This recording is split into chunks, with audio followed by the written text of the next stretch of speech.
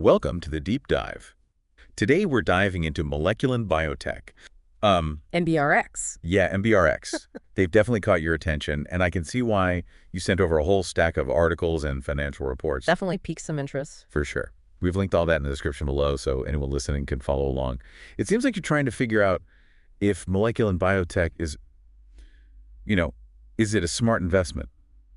Especially with that high-risk, high-reward thing they've got going on. Yeah, I'd say that's a good assessment. It's definitely a company that, could swing either way. I mean, they're in that clinical stage biotech world. Right. Okay, so let's unpack that a bit. What exactly does Moleculin Biotech do? Well, they're developing a new generation of cancer treatments.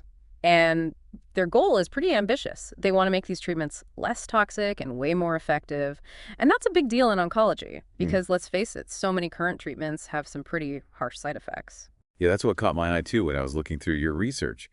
Their lead candidate, Annamycin, it keeps popping up as a potential game changer. It's supposed to tackle multi-drug resistance and that cardiotoxicity that comes with those traditional anthracyclines. Yeah, Annamycin is definitely getting a lot of buzz, but it's important to remember they're still in the clinical trial phase. So no products on the market yet.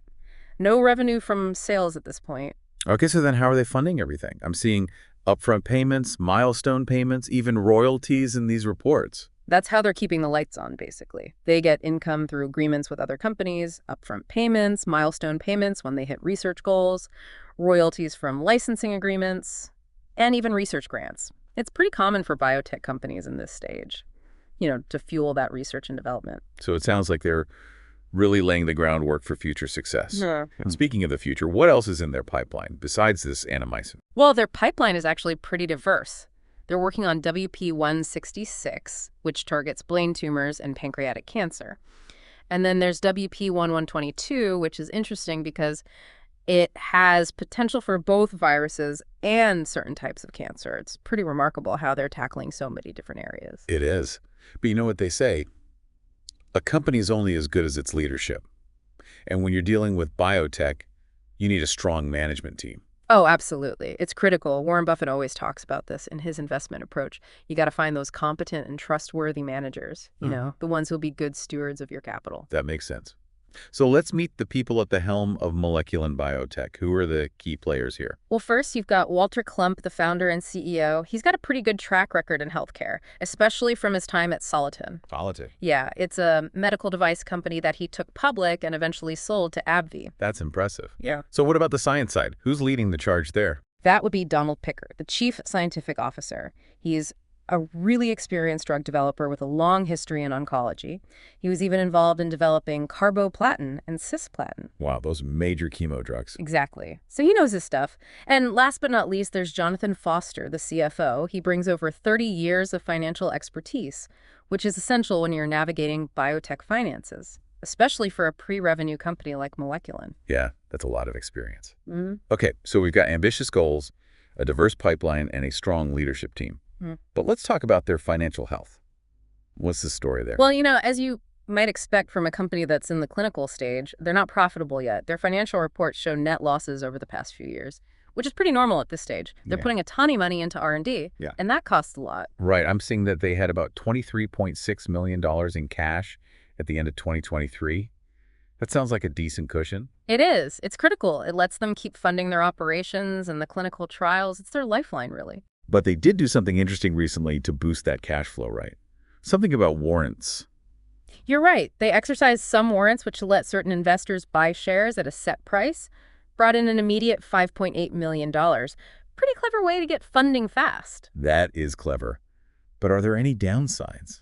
Well, there's always the risk of share dilution, which could impact the value of existing shares. It's a bit of a trade-off. So it sounds like Moleculin is walking this financial tightrope, trying to advance these groundbreaking treatments while carefully managing their cash flow. Yeah, exactly. It's a balancing act, for sure. And it's something potential investors should really be aware of. Which brings us to another factor, market sentiment. How is Moleculin Biotech being perceived, by investors and analysts? Well, it's kind of a mixed bag. Their stock MBRX has taken a hit lately, down 83.62% over the past year. That's a big drop. Yeah. It suggests the market might be hesitant about their prospects, maybe because of the risks that come with clinical stage biotech. But here's the interesting thing. Despite that drop, Analyst ratings are pretty positive. 2 analysts rate it as a strong buy, with an average price target of $24. That's a huge potential upside. It seems like those analysts are seeing something that the broader market might be missing. You know, something in the company's fundamentals or their pipeline. Almost like they're saying, don't be fooled by the stock price. This company has potential. Right. But analysts can be wrong too. And those price targets are just guesses. It's always crucial to do your own research. Don't just rely on their opinions. Okay, so mixed signals from the market. What about the ownership structure of Moleculin Biotech? Is it mostly big institutions, or are individual investors a bigger part of it? That's a good question. Institutional ownership in Moleculin Biotech is pretty low, actually just 5.68%. What does that tell us? Well, it could mean a few things. Sometimes low institutional ownership can mean a lack of confidence from those big players. Maybe they're waiting for more evidence before they jump in. But there's another side to that, right? Oh, absolutely. It could also mean there's more room for individual investors to make an impact. Their investments carry more weight. And it could be a chance to get in early before those institutions start buying and drive the price up. So it all depends on your risk tolerance and your strategy. Speaking of risk, let's do a formal risk assessment of Moleculin Biotech's strengths, weaknesses, opportunities, and threats. A SWOT analysis. I agree. A SWOT analysis can really help to see the bigger picture. Okay, so strengths. Yeah. What are Moleculin Biotech's key advantages? Well, their lead candidate, Annamycin, is a major one. As we said, it's shown a lot of promise in early trials. It could really change how we treat certain cancers, like AML and soft tissue, sarcoma, lung metastases. And it's not just Annamycin, right? They've got a whole pipeline of candidates targeting all sorts of cancers and even viruses. Exactly. That diverse pipeline is a big strength. It spreads their risk and increases the chances of getting at least one candidate through trials and onto the market. Okay, so they've got potential blockbusters and a diverse pipeline. But every company has weaknesses. What could hold Moleculin Biotech back? Their biggest weakness is that they're pre-revenue. They're burning through cash. And there's no guarantee that any of their drugs will actually succeed. That's a big one. They're relying entirely on those clinical trials. If those fail, the company could be in trouble. Another weakness is their size. They're small and have limited resources compared to the big players in the industry. It might be hard to attract top talent, secure funding, and deal with all those regulations. It's David versus Goliath. But hey, every Goliath was once a David. What opportunities could help Moleculin Biotech move forward? One big opportunity is the growing market for new cancer treatments. There's a huge demand for more effective, less toxic therapies. If they can develop and sell Annamycin or any of their other candidates, the potential is huge. They could also branch out into new areas beyond cancer and viruses, right? Exactly. Their technology could be used for a lot of different diseases. They could also partner with larger companies to get more resources and expertise. Those partnerships could really give them an edge. Okay, lastly, threats.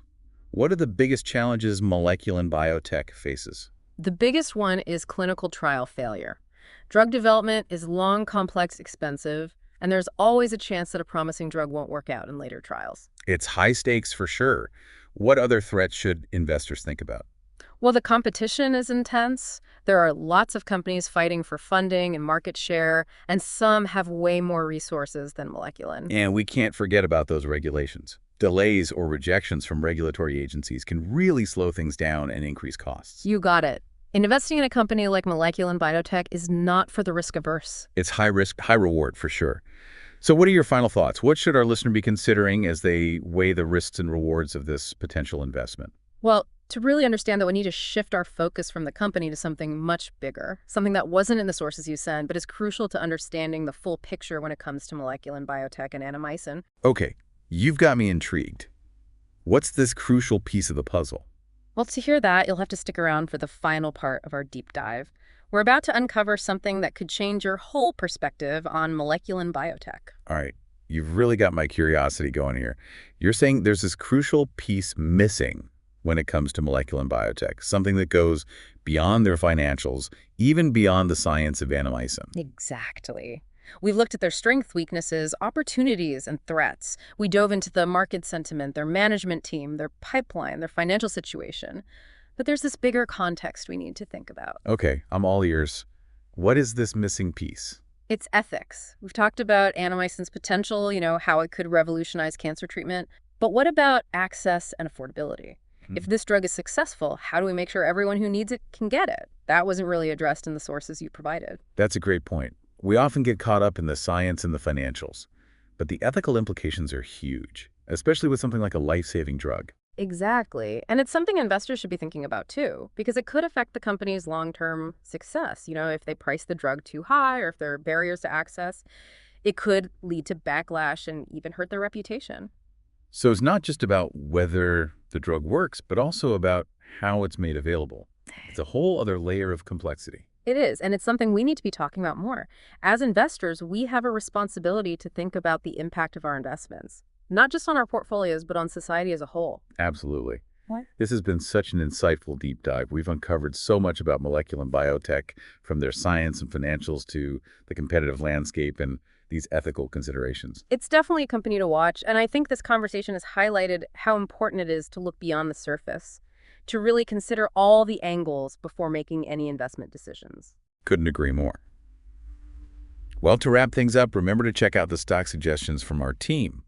We'll list those in the comments below. And if you enjoyed this deep dive, be sure to subscribe to our YouTube channel, Stock Analytics AI, for more. We're always exploring new companies and breaking down complex topics to help you navigate the world of finance. And as always, a friendly reminder that this was for informational purposes only and not investment advice. Investing in the stock market always carries risk. So do your research and talk to a financial advisor before making any decisions. Thanks for joining us on the deep dive.